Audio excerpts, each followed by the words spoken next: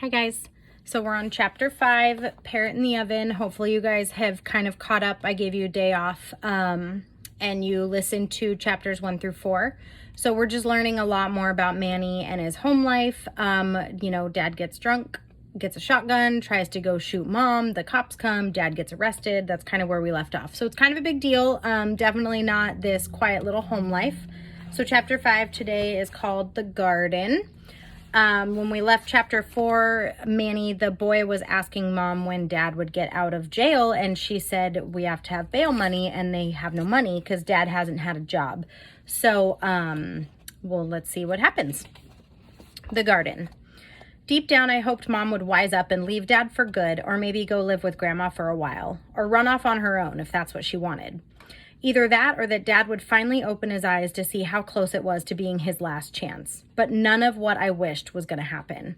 On the day dad got out of jail, mom ordered us to clean this and clean that. She was so excited. Singing church hymns she learned as a girl, she took a long bath with some of Magda's creamy soap, dusted powder on her neck and shoulders, and then we went on the bus to pick him up. After we returned home, I lingered in the living room reading my science magazine.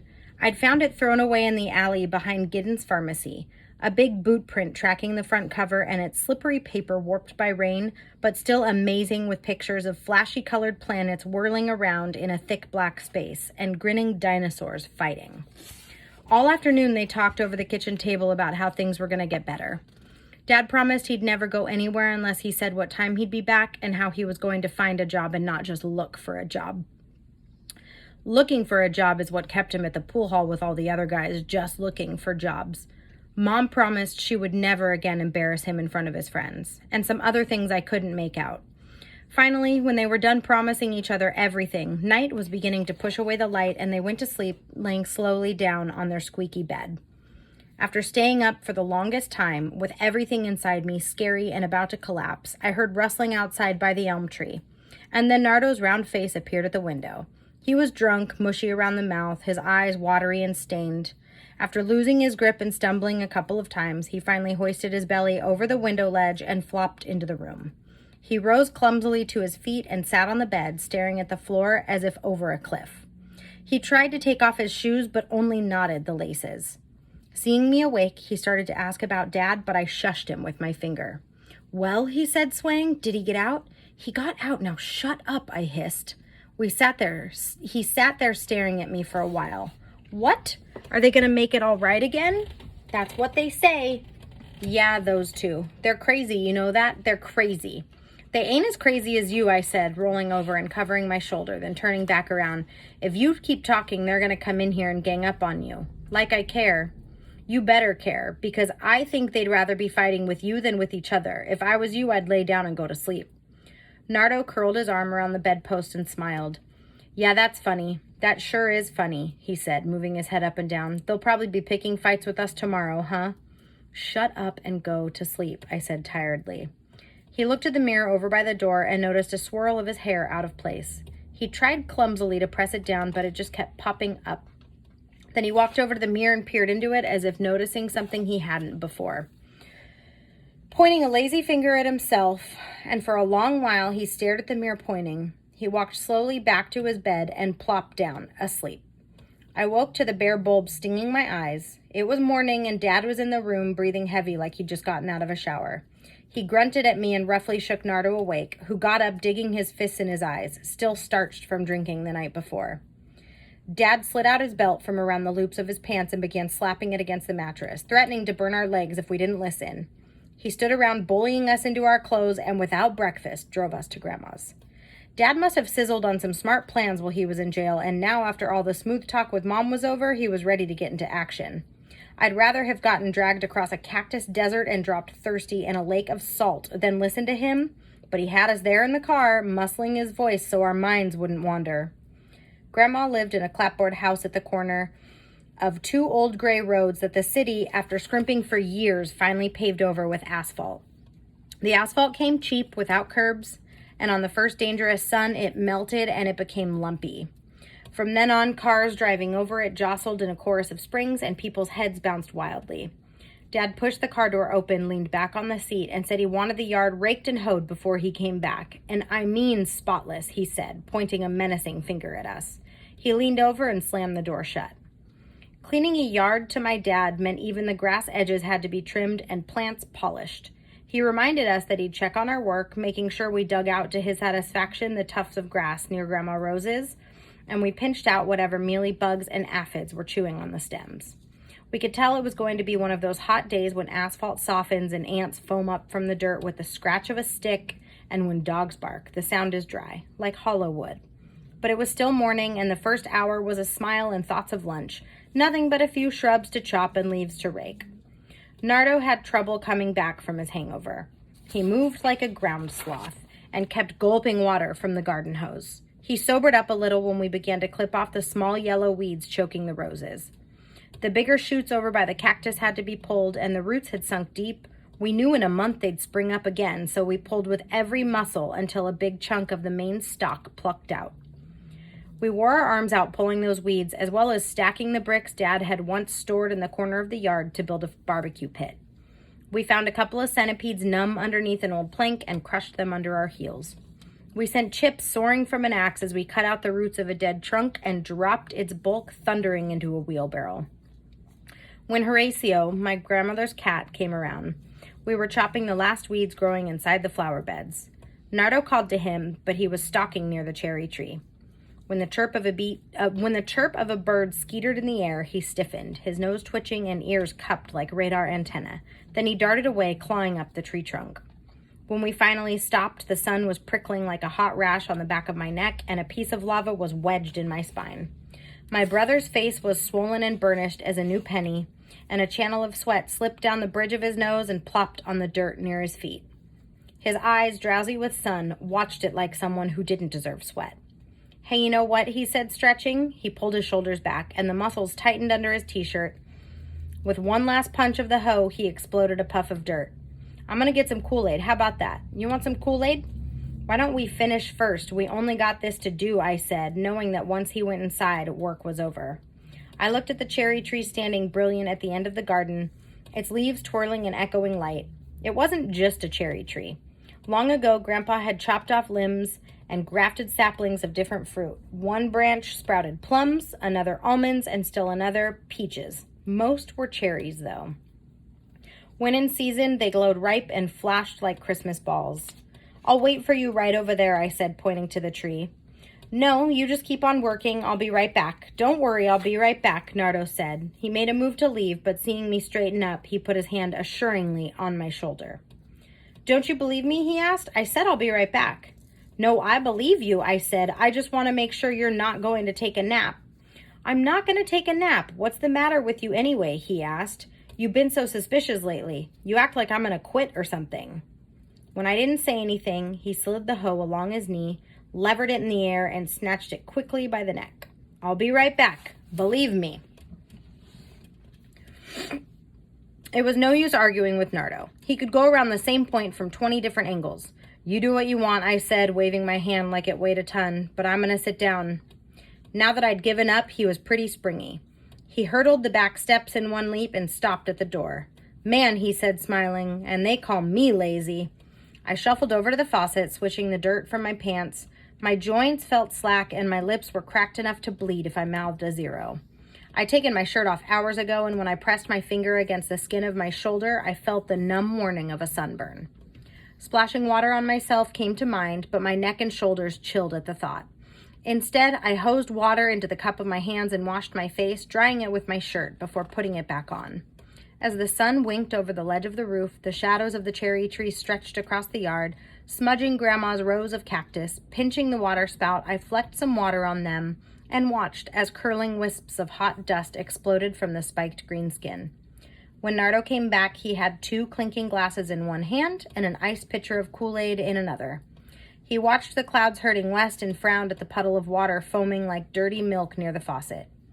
"Are you going to work any more or what?" he asked accusingly. "No," I said, inspecting my fingernails half-mooned with dirt. "Hell then, let's quit."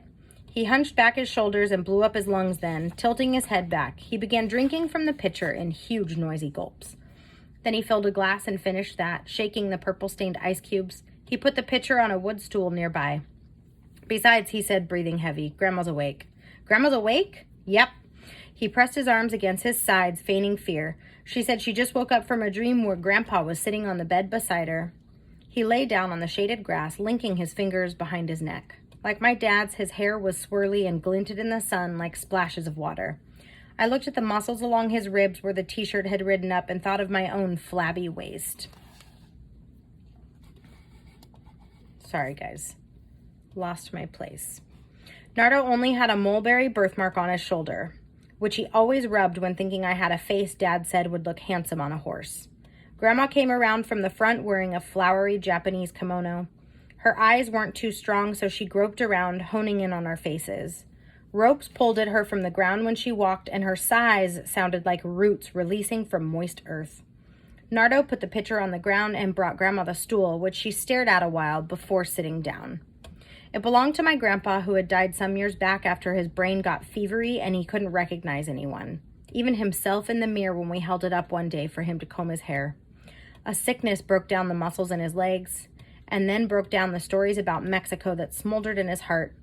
In the end, his only memory was of the desert he crossed to plant his foot in this country. Grandma used to keep her face pretty like a baby doll, dabbing cold cream on it every night. She used to tighten her hair in knots and dye it black like a young girl's. Now her face was webbed with wrinkles and her hair swirly white and frazzled. She still sprinkled on perfume and was still wild about painting her lips, except now the sprinkles became palmfuls and the lipstick wandered, smearing her face eerie. She gazed dreamily over the yard. It was beautiful back then, she said. It was a garden, and every house had one so bright a person's eyesight blurred. She remembered browsing among the flowers, smelling odors that even people in heaven would envy. My brother and I scanned around, trying to imagine the same wonder, but what we saw wasn't as sweet as Grandma remembered. I even tried to imagine neighbors, which she no longer had, except far down the road. One by one, they had all moved away. She must have sensed our confusion because she said it was true. The yard wasn't as joyful as when she and Grandpa were young. She said it was mostly the drought that sucked all the gardens away, but we knew that wasn't altogether true. There were still reservoirs of water, even if the rings showed how much the drought had shrunk them. It was more that the city planned to build a freeway and was slowly buying and wrecking the houses, plowing the gardens gray. Grandpa and his neighbor, Mr. Vuksanovich, whatever. He refused to sell, and for a while the city held back its plans for a freeway.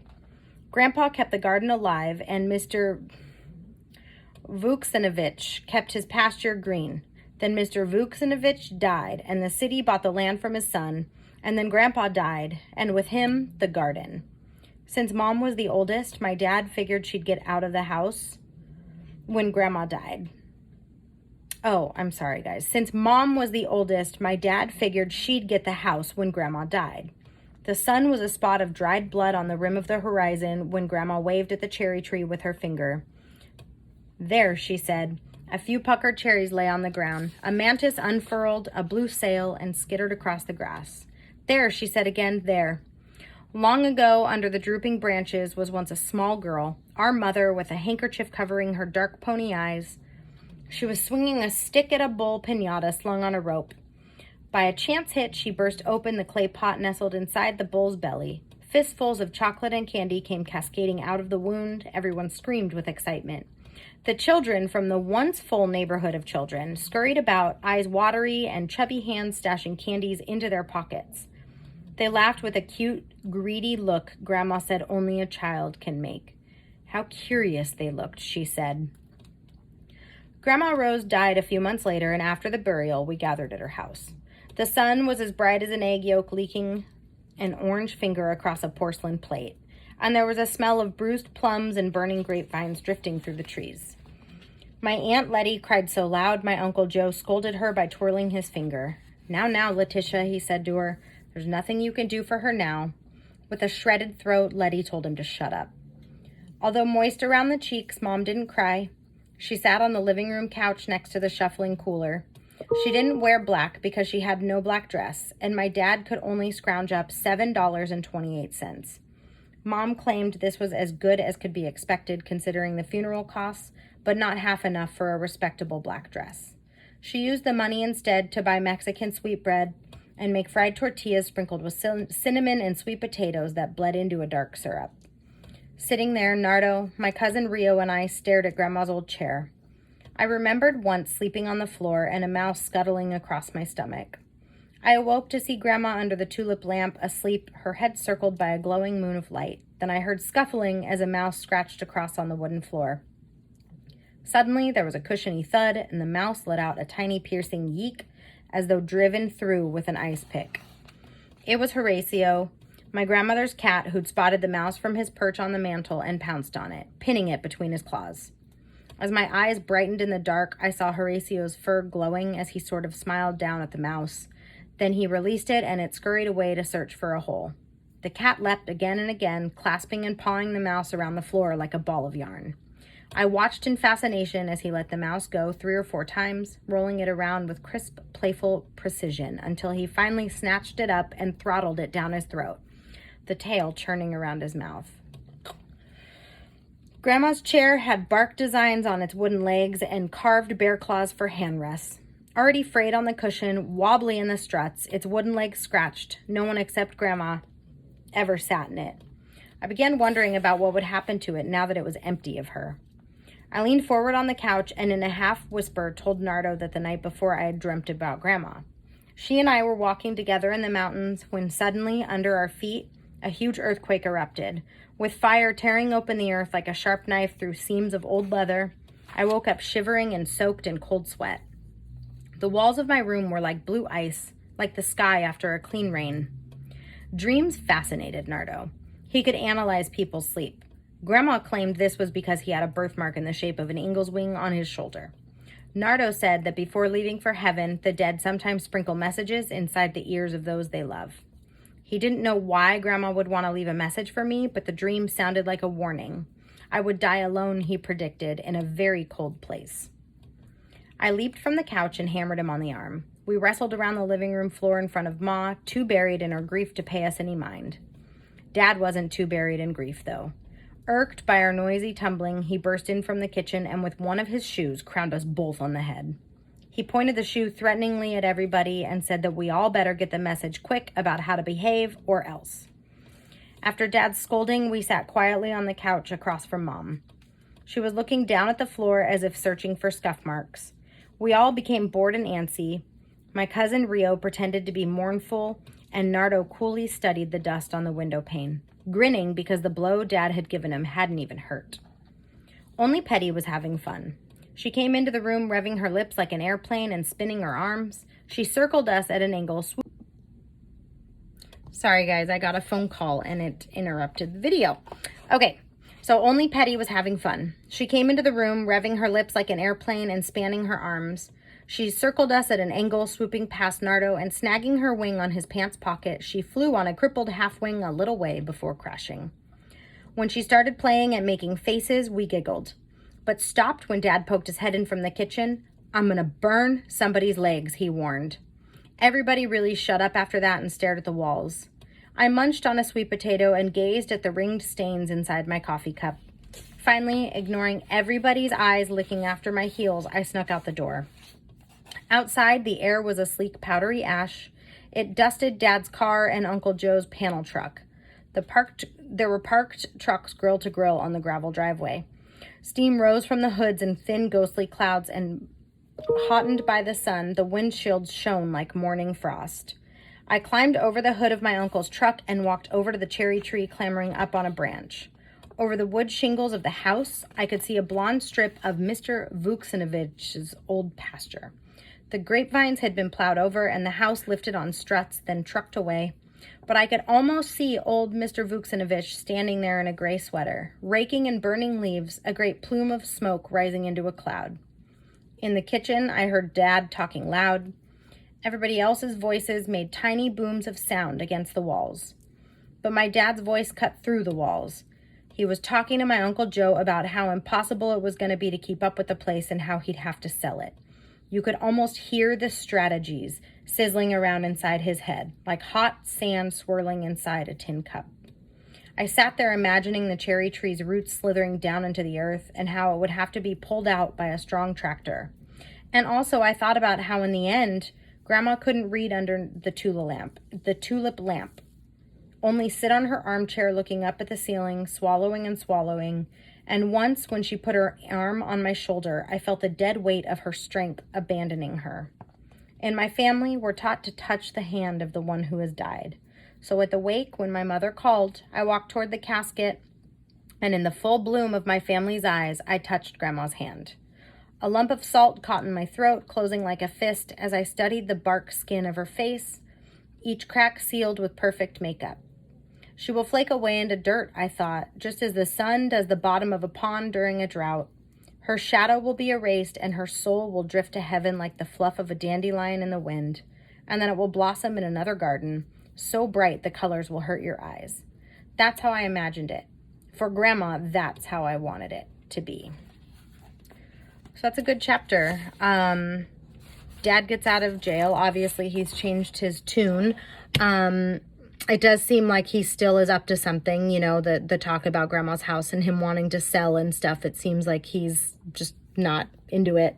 It sounds like he's trying to figure out how to get more money and not have to do anything for it. But it definitely sounds like maybe he's trying to do better and not drink. It's hard to say.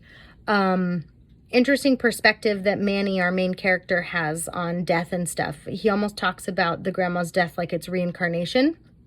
You know, like she's going to float away into dust and then come back as these beautiful flowers and stuff. It's just a neat kind of way to look at things. So that's it for today. This is chapter 5. And yeah, hopefully you guys are listening. It's a really good book. And I will post the chapter 5 question on the Google Doc. Okay, bye kiddos.